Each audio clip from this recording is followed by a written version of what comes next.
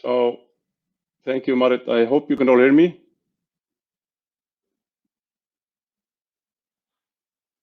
So welcome everyone to this panel discussion on how supportive regulatory and legal frameworks should be designed in order to scale up direct use. My name is Baldvin Björn Haraldsson, partner in BBA Fjellco Law Firm in Iceland. In recent years, I have been advising clients, governments, and development banks in developing regulatory frameworks in the field of research and harnessing of geothermal energy. And here with me today is a panel of distinguished renewable energy experts, which I would like to introduce briefly. We have Ms. Michelle Ramirez, who is a program officer for the Global Geothermal Alliance. In recent years, the GGA has led a coalition to increase the use of geothermal. During the last 10 years, Michelle has worked on with many international stakeholders in the geothermal industry, in consultancies relating to regulation, governance, and public policy. We have Mr. Gabriel Prudencio Flano, who is the head of the Renewable Energies Division at the Chilean Ministry of Energy. In his earlier work, Gabriel was the operations manager at Valhalla, developing pumped storage and photovoltaic plants in northern Chile. Worked at the UGE International in New York, developing wind and solar energy projects, and was a member of the Reconstruction Committee of the Ministry of Housing and Urban Planning in Chile. We have also Ms. Raushana Chaltabayeva, who is a partner with Unicase Law Firm in Kazakhstan, where her practice centers on mining, energy, and infrastructure. Raushana advises clients on energy and renewable energy projects, green and economic initiatives, infrastructure development, and PPP financial regulations. And finally, we have Mr. Ural Halagoglu, who is the R&D manager at Sorlu Energy Group in Turkey. Mr. Halagoglu graduated from the Department of Mechanical Engineering at Yildiz Technical University in 2012. Received his master's degree on mechanical engineering in 2015. He is currently conducting his PhD thesis in the same university. He joined Sorlu Energy in 2013 in the business development department. That is since 2021, the company's R&D manager. So welcome all, and I would like to begin with directing a couple of questions to each panel participant prior to moving into the main discussion. And I would like to ask all of you to have a sort of a brief response. We have only 45 minutes in this session, but I would like to start with Michelle Ramirez, Program Officer of IRENA, and ask you, Michelle, tell us a little bit about the work that has been and is being conducted within the Global Geothermal Alliance in order to support the development of direct use of geothermal energy. Also, how can the Global Geothermal Alliance influence the way that local legislation within countries is being structured? Sure. Thank you very much for your introduction. Well, I am Program Officer at the Global Geothermal Alliance, which is facilitated by the International Renewable Energy Agency. We are a platform for cooperation, coordination, and enhanced dialogue among the stakeholders in the geothermal energy community worldwide. And well, we definitely think that geothermal direct use play a crucial role in the development world as a tangible manifestation of geothermal energy, which helps to close communities' gap of understanding and acceptance, especially when local communities are involved and experience the benefits of projects. Small direct use projects like aquaculture, greenhouses, or beauty hydrators have proven to bring a noticeable boost to local economies. And this is a demonstrable benefit, has the potential to pave the road for acceptance of larger and more ambitious projects like district heating and cooling, and finally, power generation. And since this trend seems to be replicable across regions like Asia and Africa and Latin America, where direct uses could become the new foundation of a new way of geothermal development. So far, we have developed guidelines for policymakers on integrating low temperature renewables in district heating energy systems. IRENA developed this report in collaboration with the Aalborg University and with a group, or an advisory group and district heating and cooling experts draw from the constituency of the Global Geothermal Alliance. These guidelines provide policymakers, urban planners, district heating and cooling utilities on the options and available tools for facilitating the integration of low temperature renewable energy resources, including geothermal, into existing district heating and cooling networks and buildings.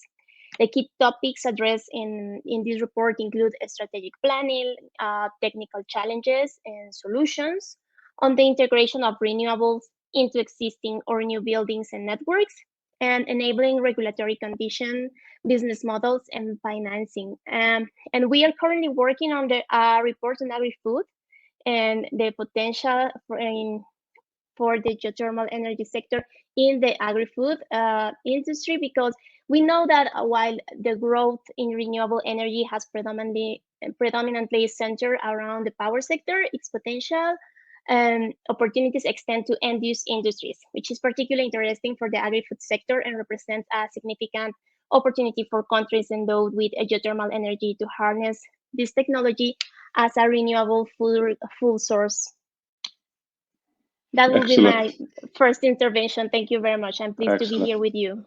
Thank you, Michelle. And now, perhaps, and I'll use your first names, if that's okay with all of you. Ural, I would like to ask you a little bit about Turkey. So Turkey has had a great development in geothermal energy generation for the last 10 years.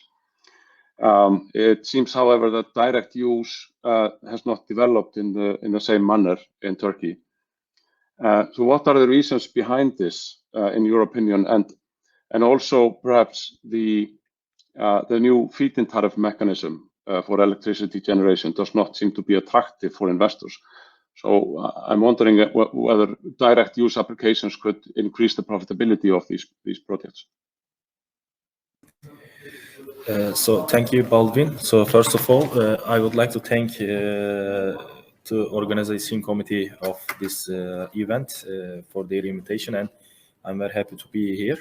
So if we come back to your question, I can say that, okay, in recent 10 or 15 years, Turkey really had a great development in geothermal electricity generation. So right now, at current conditions, we are keeping the fourth rank in the world with 1.6 gigawatt total installed capacity in electricity generation. But when we take a look at the direct use numbers, it doesn't reflect the same. So this was the question actually you're asking to me. So there are several reasons behind this, we can say. So one of the main reasons is the lack of supporting mechanisms for direct use purposes from geothermal, we can say, because the previous feed-in tariff mechanism for electricity generation were very attractive actually for most of the investors, and it was also supplied over United States dollars, not the Turkish lira currency. So it was also one of the things that make the investors feel comfortable, and that made some of the investments profitable also, we can say. So this was actually the reason why Turkey had a great development in recent 10 or 15 years, because this feed-in tariff mechanism was first put into legislation in 2005, and it was only available for 10 years.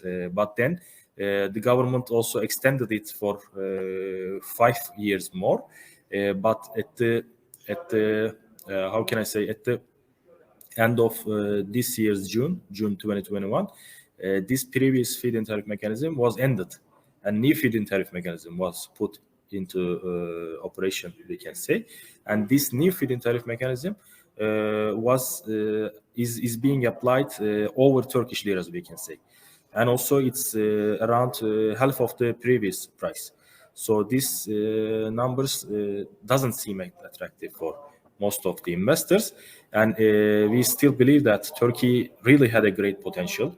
We still didn't utilize even half of our electricity generation potential.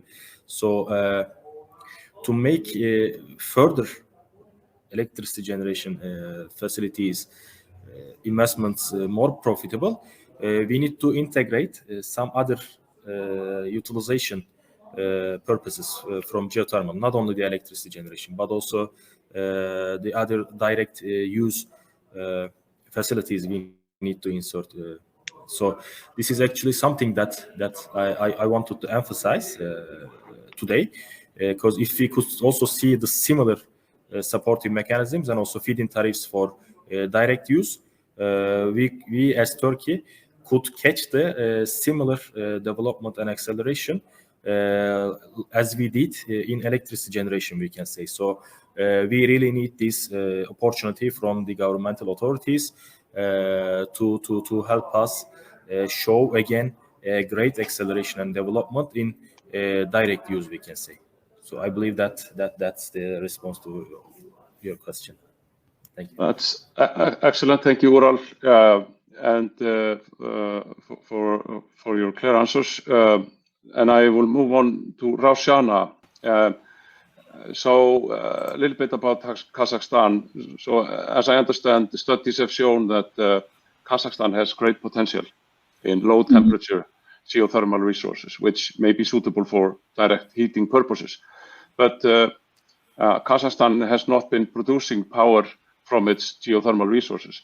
So what is your view on sort of the main barriers and gaps in this connection? And are there any initiatives from local government to attract investments in this sector? Yeah, thank you. Yes, the existing legal and regulatory framework in Kazakhstan for geothermal resources in many aspects, it's not aligned with good international practices. There are a number of gaps and challenges in this connection, and among the main gaps, we can list the, first of all, insufficiency and fragmentation of the current legislation. The legislation actually does not contain separate laws or regulations relating to geothermal resources. Different laws regulate different aspects in this field. For example, we have renewable energy law, which is a main law, governing law is in the renewable energy sector, but it defines support and incentives for renewable energy. However, the renewable energy law does not cover all aspects related to geothermal resources. And in relation to production, transmission, use of electricity or heat, which is not regulated by the renewable energy law, this should be regulated by the electricity law. But at the same time, the electricity law do not specifically regulate electricity from geothermal resources. Also, the electricity law does not fully address the heat supply issues.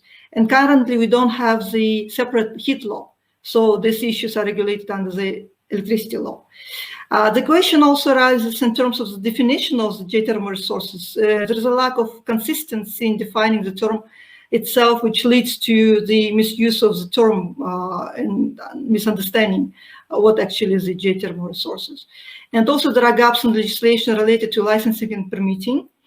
Neither the subsoil use law or water code covers the issues sufficient to understand the process of the process and requirements. Both such codes do not give specific provisions for geothermal resources, including even the provision defining the nature of such resources and basic processes. Also, Kazakhstan current institutional framework related to geothermal resources defines different authorized bodies, ministries, agencies, local bodies, which are responsible for this sector, and they do not work as a single mechanism. In terms of the tariffs and state support mechanisms, current laws do not provide for similar support and benefits in terms of special tariffs, feed-in tariffs to the developers producing the electricity using the geothermal resources, as other renewable energy developers may enjoy.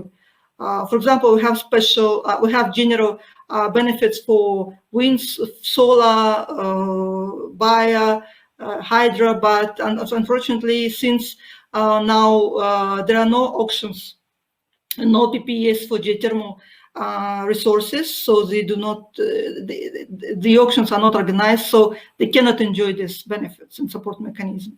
Also, the heat produced from geothermal resources shall be sold to the energy supply organizations based on short-term annual agreements, which of course does not help the developers to, the annual agreements without any basic bankability protection.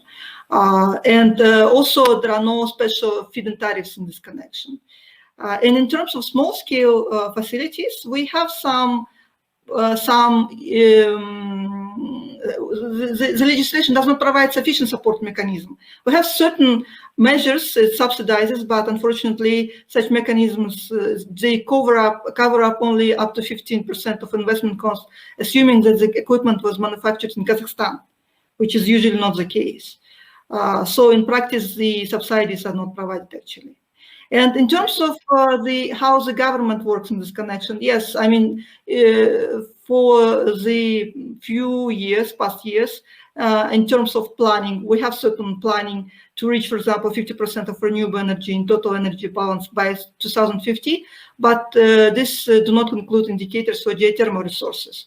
However, at the same time, Kazakhstan is increasingly starting to raise these issues of sector development. They started in 2017, the Ministry of Energy and World Bank, they carried out certain work to assess the potential.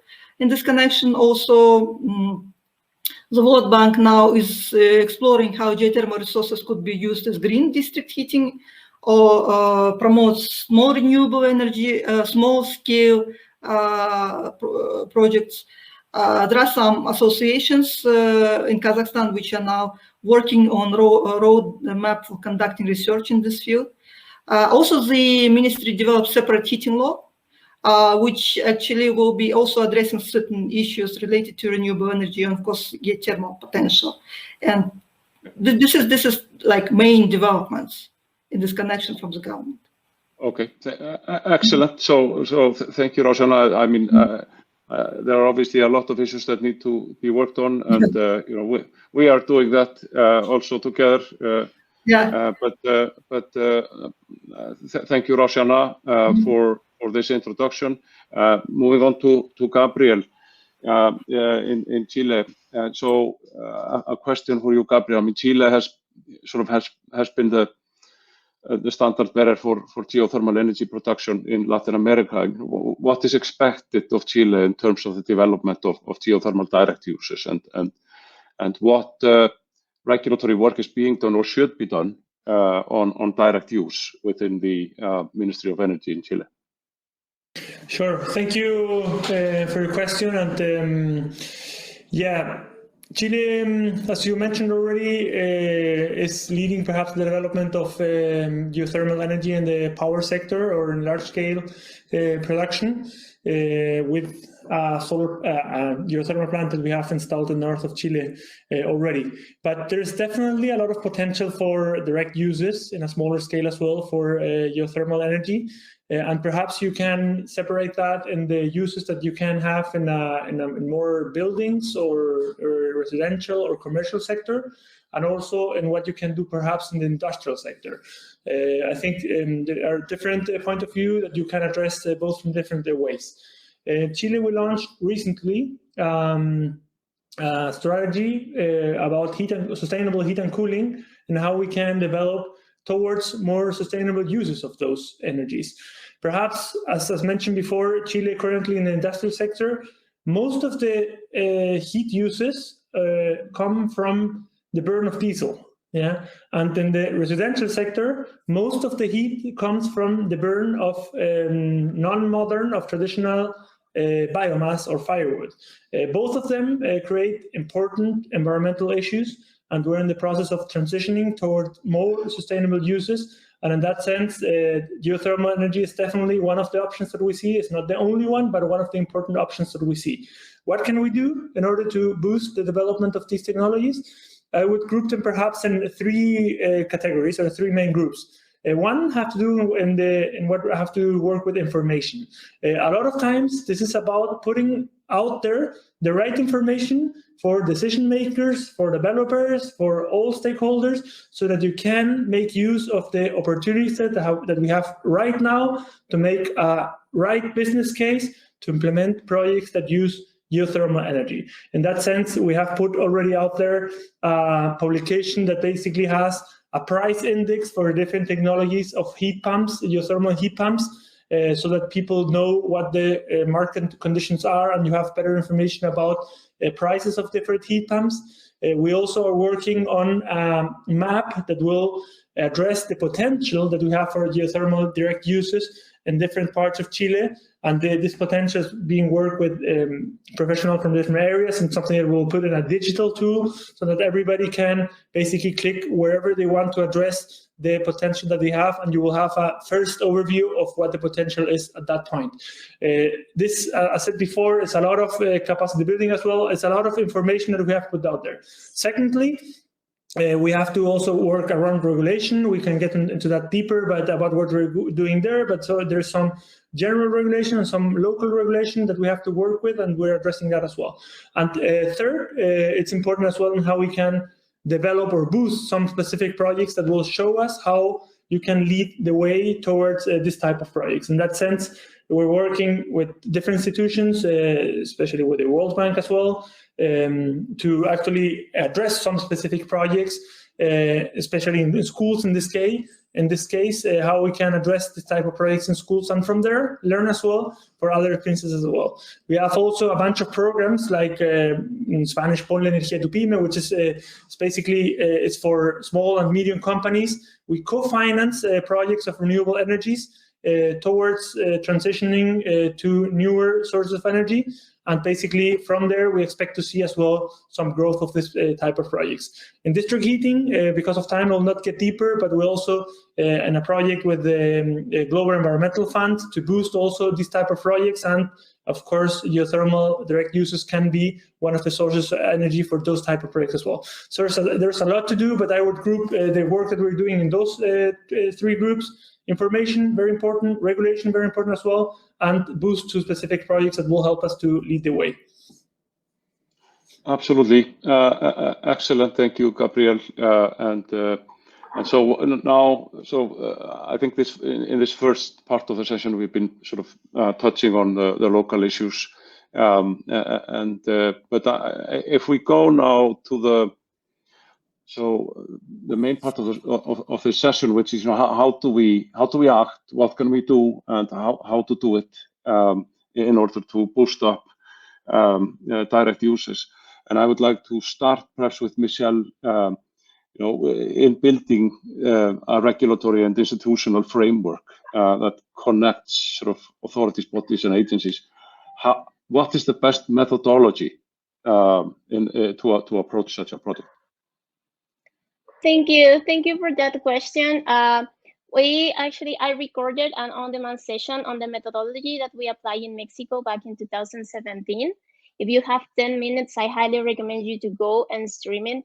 This methodology has only 6 stages: understanding the context, setting a goal, conducting a feasibility analysis, drafting and reviewing, presenting, and finally the follow-up of the project, of the regulatory project. I don't want to spoiler this on-demand session, but I think I need to highlight that this methodology mainly relies on collaborative work among regulators, developers, and academia, which I think covers exactly what Gabriel was just saying, with these 3 elements that we need to take into account to really foster and promote geothermal direct uses.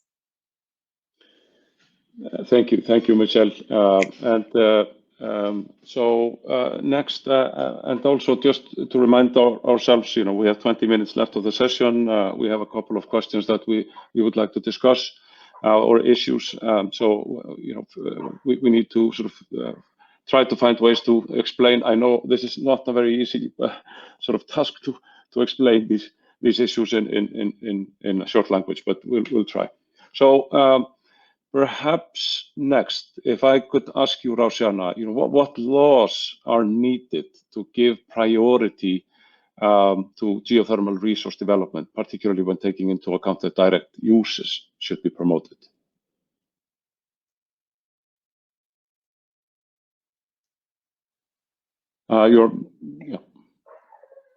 Maybe I can start.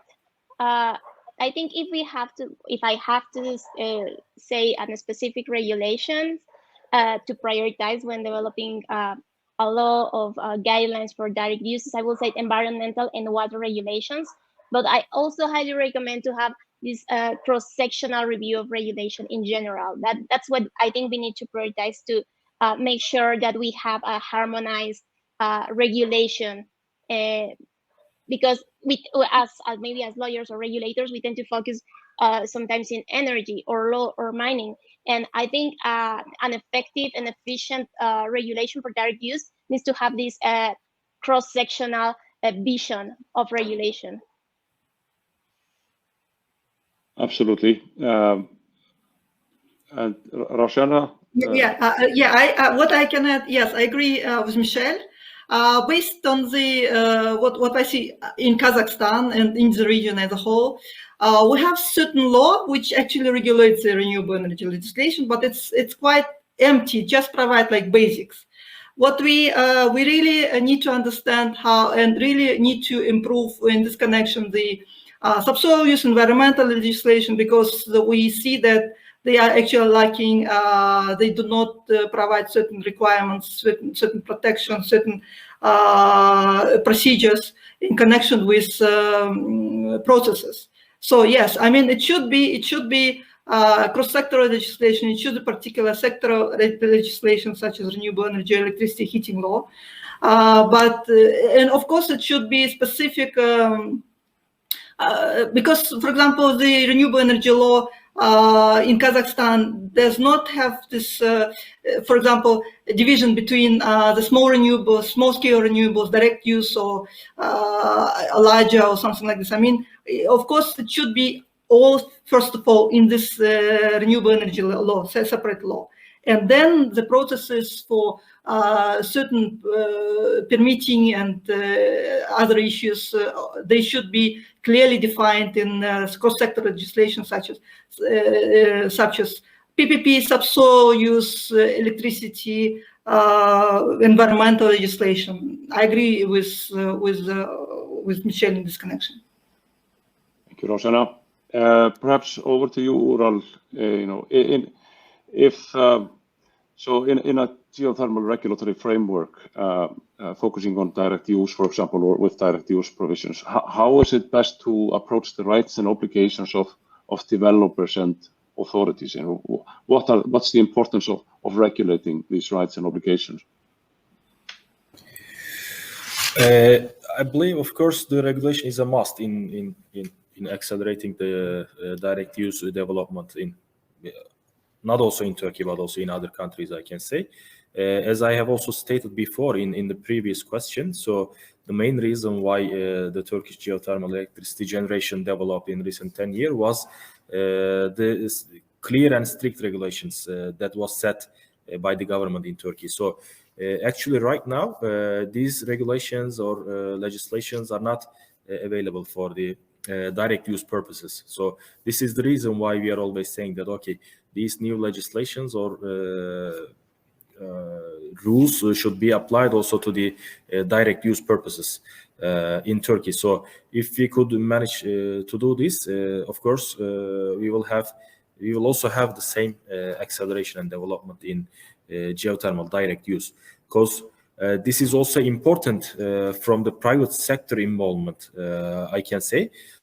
So, for example, in Turkey, 15 years ago, there was only 15 megawatt electricity installed. So with the contribution of private sector, and this capacity reached 1.6 gigawatt or something like this. So right now, at current conditions, most of the direct use, geothermal direct use facilities are being owned and operated by some governmental authorities. So if private sector engagement is also increased in these direct use fields, we can definitely catch the same acceleration and development in Turkey. So this is also, of course, this should also be the similar for other countries, not also for Turkey. Thank you. Absolutely. And perhaps a question to you, Gabriel. It is critical, in order to attract investments into the geothermal sector, to clarify sort of the exploitation rights, particularly the term of exploitation permits for direct use and other conditions of the permits. How is it best, in your opinion, to regulate the term and other exploitation rights? Sorry. Let me perhaps address it from a broader view, and perhaps following up on something that was mentioned just now, in this idea of why to regulate and what needs to be regulated in that sense. And I think it's very important, at least for us in Chile, to address it from a point of view that the regulation have to have in some way a view of removing barriers. I think that's important. We have a way where basically all of the investments, and as you implied or said, come from the private sector, or most of them come from the private sector. So it's actually, we have to create the right markets that allow that different technologies can compete and provide the energy for the system that addresses the needs that we have from a sustainability point of view, which is clean energy. Of course, we want as well a cheaper energy as well, that will allow us energy that is also compatible with a social point of view. From that point of view, it's important that we allow geothermal energy, both in large scale and small scale as well, to be part of the mix and to show that it's a technology that can prove to be cost competitive and be part of the mix. Going straight to your question, and especially in the rights to use the energy, in Chile specifically, we have a law that basically gives a long-term concession or lease for users that want to make use of specific energy or geothermal energy that is in some parts of the country. It is true that is mostly thought for large-scale projects, for this places where you have these reservoirs of geothermal energy, but it's actually it's not very applicable for projects, for small-scale projects where you make use of the heat that you have everywhere in the country and that you have in the first couple of meters or first hundreds of meters of the below surface of the earth. So from there, we're making a change there that basically will make it easier for direct users to have this concession. Actually, they only will have to make a registration for the projects, and it will be easier from that end as well. It's also important from a regulation point of view to address other issues as well. For example, that perhaps have not to do with the energy sector. In that sense, it's important also to look at what is happening with the rights of using water, especially of underground water that is used in most of the geothermal projects that make direct uses of energy. And in that sense, sometimes there are some limitations in that regulation that make it difficult for these kind of projects as well. So we're also addressing that type of regulation, but as I said at the beginning, it has to do a lot with removing barriers so that these or other technologies can show and prove that they can be cost competitive in addressing the objectives or the goals that we have for the system. Thank you, Gabriel. Perhaps next, I would like to discuss shortly the, how can we make the application procedure better in order to scale up the use of direct uses? What are the most important issues of the application procedures that we need in order to increase this investment in this area? Michelle?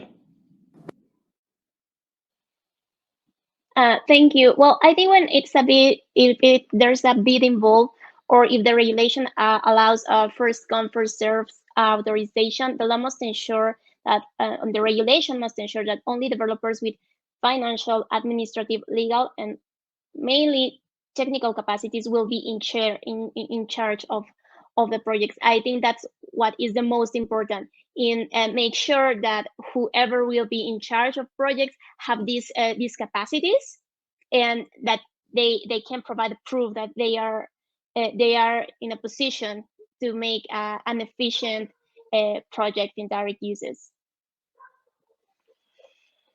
Thank you. So, sorry. No, I was just mentioning something about the application, but you go ahead. No, please. No, yeah, about applications, I think that, as I said before, once again, it's important for us, or I think it should be the way to see this is the goal or the objective is not to introduce geothermal energy as an independent goal for the system. It's you have to set the objectives that in this case are, we want to have sustainable energy that addresses cheaper energy for for the industries and for the people, and also clean energy, and also energy that's compatible with the social point of view. And we definitely see some applications where this makes economic sense in agriculture, also in buildings, depending where you are, but to replace heating, perhaps not in small households, but we definitely see the business case for larger buildings like schools or offices as well, where this can be definitely a sustainable solution. Absolutely, and so also I want to touch on the sustainability of the resource, and how can we make the regulations sort of more complete, or the regulatory frameworks more complete in terms of sustainably or ensuring the sustainability of the resource. Ural, perhaps a couple of points on that from you. Yes, of course. So sustainability is the most prominent section of the geothermal resource, I believe. So I can honestly say that in Turkey, each company or each corporation is responsible for its own license areas, reservoir management, and responsible for protecting its own area or something like this. But I think this should be something applied in a different way. So reservoir should be taken into account as a cumulative resource, and all neighboring fields and all neighboring companies should come together and should behave the same to the reservoir that they utilized all together, because we all know that geothermal is something that stands beneath the earth and that we cannot control most of the time. So we cannot see the faults, we cannot see the other properties of this geothermal resource. So we should behave it gently, I can say. So this is very important that the companies or the authorities that are working on the same field, they should all come together and they should create a cumulative impact assessment on this reservoir to maintain its sustainability, I can say. Yeah, thank you, Ural. So, Raushana, any comments on that? Yeah, I mean, we on the example of Kazakhstan, we see that sustainability. I mean, for Kazakhstan, since we don't have any licenses for this sector, and we see that this actually does not work, the legal framework should ensure the sustainable rational management, and the sector should require licenses at all stages of exploration and exploitation. And the measures relating to the management of the reservoir should be included in such permits and licenses. It can be also, the license may contain certain well-calibrated royalty policy that can encourage the sustainable exploitation of the potential. In Kazakhstan, we have such royalty policy for certain minerals. Special emphasis also may be put on the metering methods and design for the tariff system in geothermal energy heating perspective. This is how I see it. Thank you. So we only have a couple of minutes left. I would just like to perhaps finalize on asking all of you. I mean, where are we getting it wrong? Why is are there any other items that you would like to mention on why geothermal direct uses are not being scaled up the way we would like them to be? What are the reasons could you think of? Perhaps I can start. I think something was mentioned already before, but from my point of view, it's important to create the right ecosystem so that this technology can develop, and that it's not only about making sure that you have the most amount of projects or that you invest as a government in some projects, but to create the ecosystem so that the market can develop in that sense. I said before, you have to have regulation, that's a minimum, but you have to have as well good information which is important in 2 points of view, both from the decision maker that will invest in these type of projects and will make use of the renewable energy that you can produce from geothermal. And also, it's very important to create the capacities for people that develop this type of projects. And then something that we have assessed here, is that perhaps we have some differences there, or some lack of amount of people that can work with this technology. And in that sense, it's also important to give a boost to the industry as well, basically focusing on also capacity building, on creating specific diplomas or courses that people will need to develop these projects.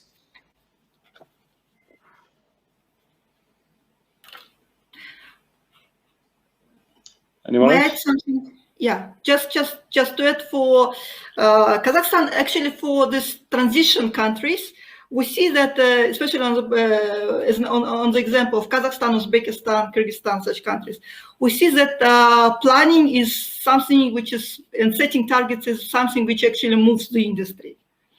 I mean, for example, in Kazakhstan, if you have targets, the ministry should follow.